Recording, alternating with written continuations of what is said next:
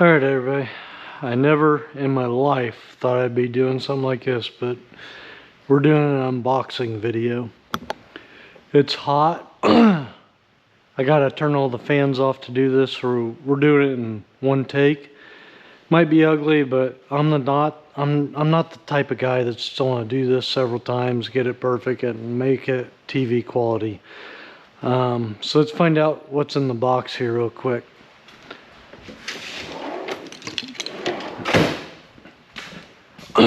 So this came from 4 states. My salesman really couldn't tell me too much about it. It's a 12 gauge product.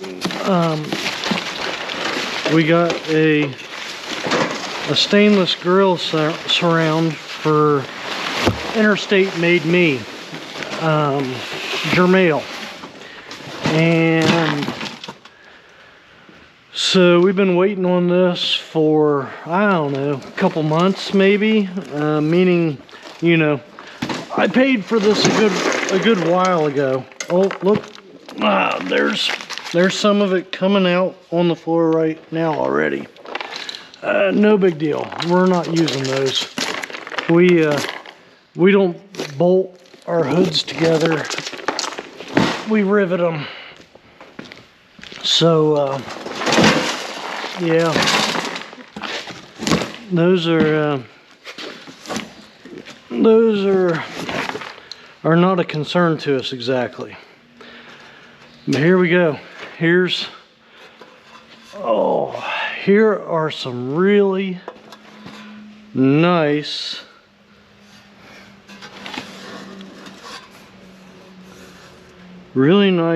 grill shell panels, if they haven't been damaged in shipping.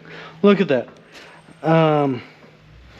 Yeah, who packages stainless like that? I mean, you see this, man. I'm assuming it's gonna be fine, but for the, I forget what we paid for it, 2,000, 2,500, I forget. Whatever we paid for it is a good bit, you know. And here, I mean, this thing's a working truck, but everybody that knows the truck knows it's a show truck that's working. This thing's super nice, and here we're ordering top of line parts for it, and yeah, it'll be all right. I'll clean up. Fortunately, there's no scratches on it, but boy, they got lucky there. Yep, that one's fine. I don't think we see in. Yeah, I don't think we got any issues with that panel. Bottom panel looks to be fine.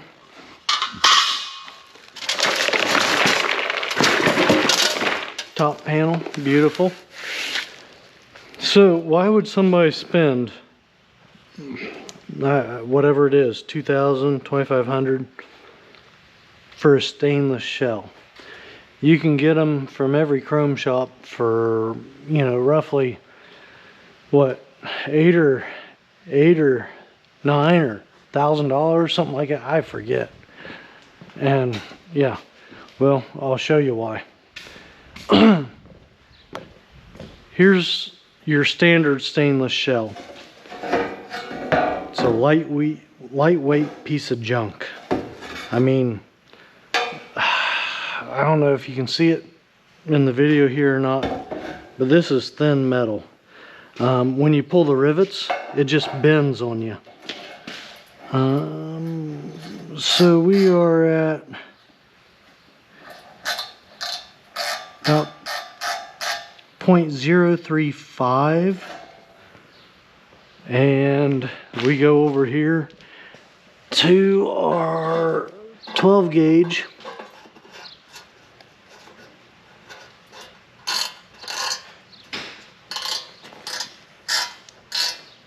.076.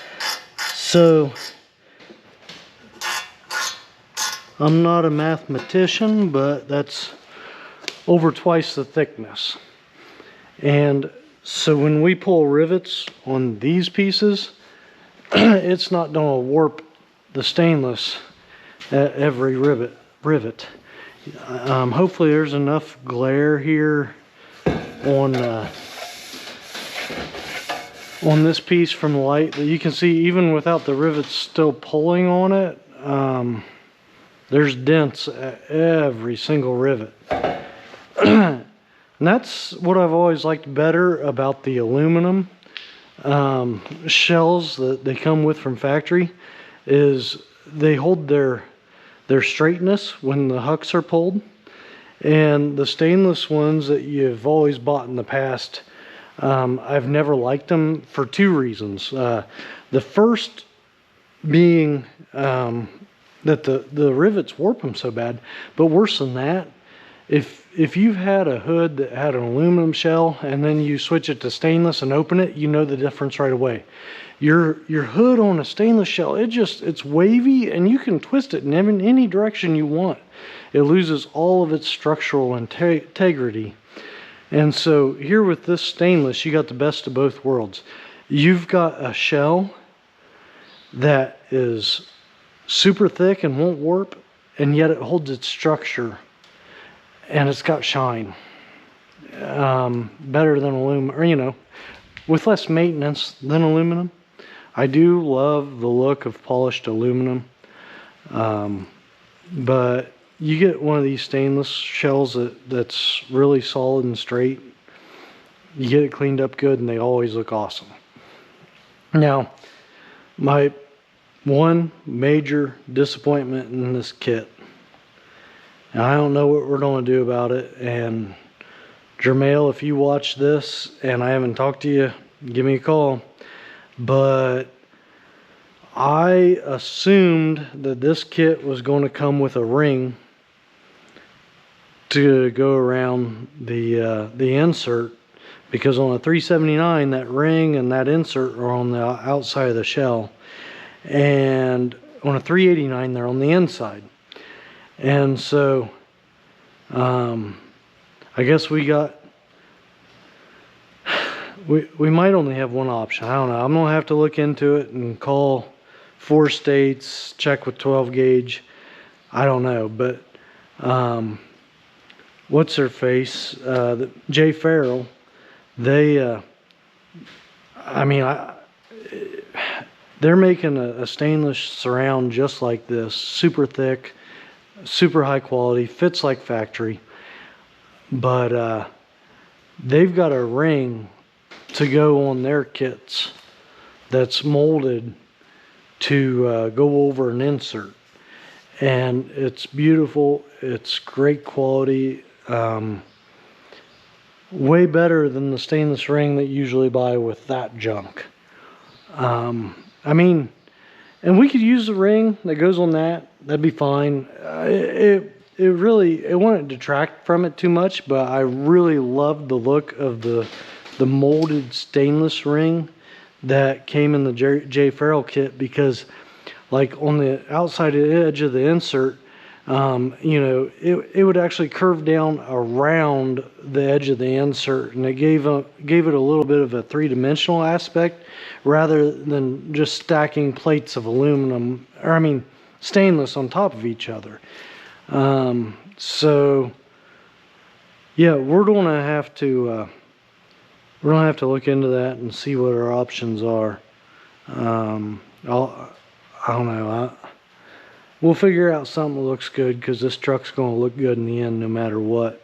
But I guess now that we got these parts in, we're just going to have to do a little bit of checking in and research and stuff. But everybody, obviously, if you aren't already subscribed to InterstateMadeMe, you need to check out his channel, subscribe. I assume if you're listening to my channel, you're probably already aware of him, because that's how most people became aware of me. But yeah, check out him, like his page, subscribe to his page, check out what he's doing, and while you're at it, like and subscribe to my page. Check it out at the very least if you haven't already. Check back, this winter, and we'll see how these parts go on.